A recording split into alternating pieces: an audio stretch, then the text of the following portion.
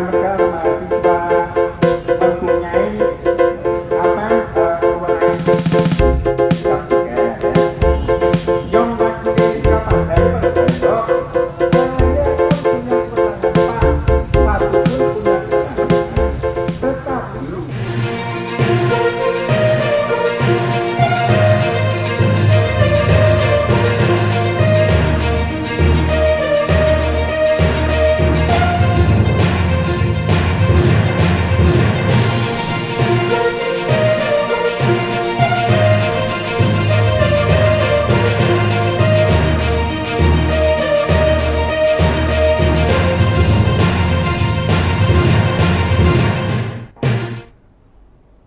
Hello, good afternoon, Tribuners. Welcome back with me, Mutiara, in Indonesian News of Tribun Lampung.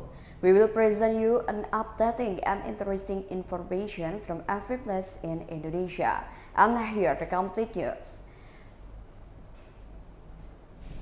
The first news is thousands of Solo residents and leaving the wedding ceremony for Jokowi's youngest son-in-law.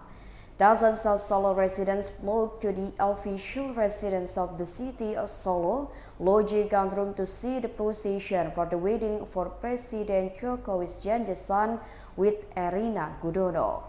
The kirap group of Kaesang and Erina are heading to Mangkunagaran Temple after carrying out the traditional Ngunduh Mantu procession. Kaesang and Erina boarded the golden carriage followed by nuclear family. It is known that Kaesang and Erina held a carnival and celebration in Surakarta, Central Java. The series of events will start at Loji Gandrung at around 7:30 a.m. on Sunday, the 11th of December 2022, and a Ngunduh Mantu ceremony will be held.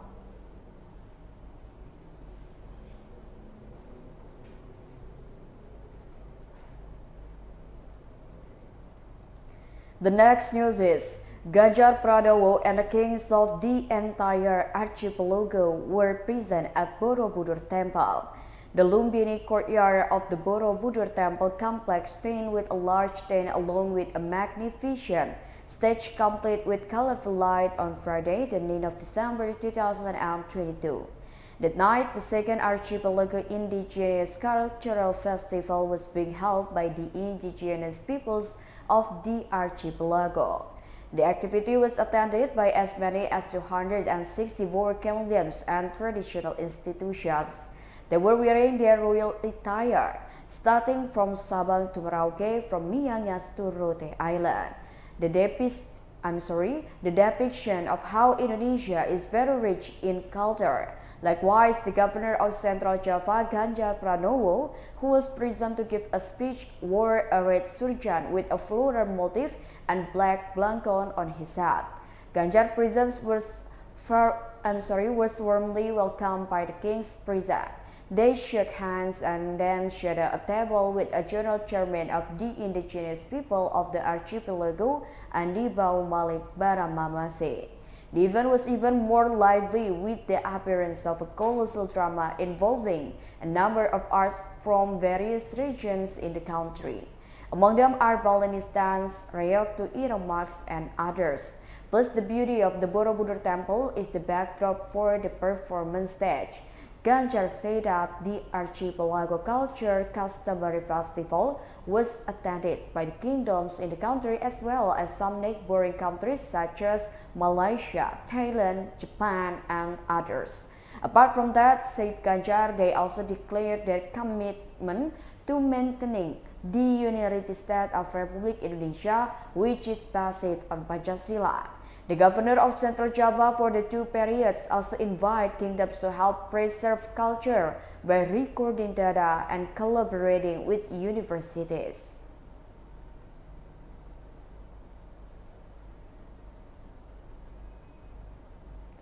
The next news is distribution of direct cash social assistance to Malinau by plan. The Indonesian Postal Company took the Malinau branch office was forced to use an aid plan to distribute cash social assistance. This is done because the distance is quite far and can only be reached by air transportation. Meanwhile, the distribution of the case social assistance in Malinau district, North Kalimantan, was divided into 3 categories based on area. The Indonesian Postal Company through the Malinau branch office distributes 3 types of cash social assistance, namely BLT BBM, non-cash food assistance, and the Family Hope Program. There are 4,366 beneficiary families spread across 15 districts. Distribution is divided into 3 groups. The first cluster includes 4 sub-districts around the district capital area. Category 2 is in the southern part of Malinau, and Category 3 is an area that is difficult to reach. According to him, even though cash social assistance is distributed, the distribution still requires verification, so that officers must be at the distribution location for the purposes of validating and verifying KPM.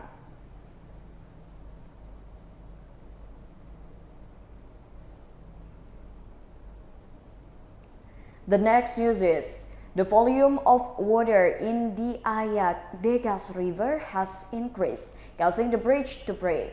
The bridge broke in Tanjung Raman Village, Pendopo Empat Lawang district due to the increased water volume of the Ayak Degas River on Friday, the 9th of December 2022.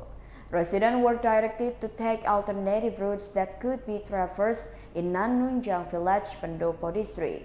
Heavy rain hit a number of areas in Empat Lawang Regency from Tuesday, the 8th of December 2022 to Friday, the 9th of December 2022 in the morning. A number of rivers experiences an increase in discharge. A number of areas that experienced flooding were in Batu Raja Baru Village, Tebing Tinggi district due to the overflowing discharge of the Musi River. In addition, the bridge in Tanjung Raman Village, Pendopo district, namely the Ayak Degas Bridge, was also reported to have collapsed and could no longer be crossed by the 2-wheel vehicles due to the increased volume of the Degas River. Previously, Dinas said the Ayak Degas Bridge was previously impassable for 4-wheeled vehicles because the position of the supporting pillars had shifted. The shifting of the pole occurred due to the impact of the river water discharge, which had risen some time ago. The access that connects the 2 sub-districts was also cut off, but residents could use an alternative route in Nanjungan Village, Pendopo district.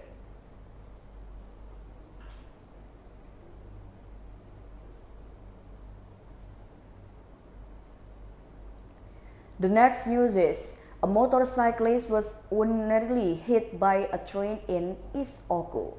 Seconds of a train crashing into a motorbike. The incident of a train crashing into a motorbike rider almost claimed lives at the route Tebatsari Railroad crossing, Martapura district, East Oku Regency, on Tuesday, the 8th of December 2022 in the evening. The tense incident occurred at around 8:30 p.m. At the time, the victim was passing by riding his motorbike home from work going to Tebatsari. On that trip, there was a car in front of him that was also about to cross the rails. However, after the car crossed, the victim did not realize that there was a coal-laden train that was close to crossing from Batu Raja to Lampung. At the time, many residents showed the victim to save themselves by jumping from their motorbikes. Even though they survived, continued Firdaus, the victim also felt traumatized. There are no doorstops on the rail crossing, and there are usually people guarding them.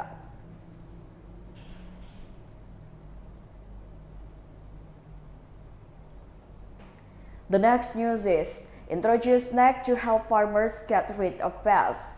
In the middle of a sugar field in Halong Village, Halong District, Balangan Regency, a snake lover in Balangan, also known as a snake handling, Firman played with some of snakes he had caught. He got the snakes from local residents' reports and was successfully evacuated. There are even a number of snakes caught in residents' homes then released. Since collecting his catch PPL in Halong District, Balangan Regency, he often takes this snake to the soccer field near his house. There, he introduced snacks to residents and children. Of course, the snack that Firman brought to the public was a snack without venom, so it was safe for others to touch. Firman is also assisted by his son, who has started to be brave about snacks to protect the snack he brings to the field. Of course, this snack also managed to attract the attention of local residents who also come to the field to see. Firman's good intention in caring for snack cannot be separated from his role as a PPL in Halong district. Moreover, there are snacks that help farmers to attack pests such as rat-eating snakes. Firman explained, if farmers find rat-eating snakes, then let it be, because these reptiles are not venomous, although they can attack and bite when threatened. Firman used to bring several snakes that were considered capable of killing pests when he met farmers. He wants to introduce the snakes so that farmers don't have to worry if they meet in the fields or field.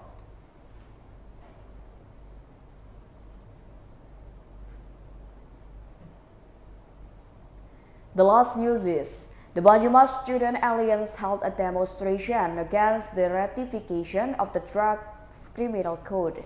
The Mobile Banyumas Student Alliance staged a demonstration against the ratification of Draft Criminal Code. The action was held in front of the Banyumas Regional People's Representative Council building on Friday, the 9th of December 2022. The hundreds of students urged the Banyumas Regency government to agree together to reject the ratification of the Draft Criminal Law Code. Apart from rejecting the ratification of the Draft Criminal Law Code, the students also demanded that President Joko Widodo issue a government regulation in lieu of law to cancel the law. There was a debate when Deputy Regent of Banyumas Sadewo Trilastiono met students. Sadewo said he supported the student action. Dewa said that he would bring the student proposal so that the government issue a purpose cancelling the criminal code to the central government. However, this did not satisfy the masses. The student representative Gali Putra asked the Banyumas Regency government to express a firm stance against the ratification of the Draft Criminal Law Code. As is well known, the Draft Penal Law Code was still passed at the plenary meeting of the People's Representative Council of the Republic Indonesia on Tuesday, the December of 6, 2022, despite resistance from civil society. The rejection occurred because the new criminal code contains a number of articles that actually do not protect citizens.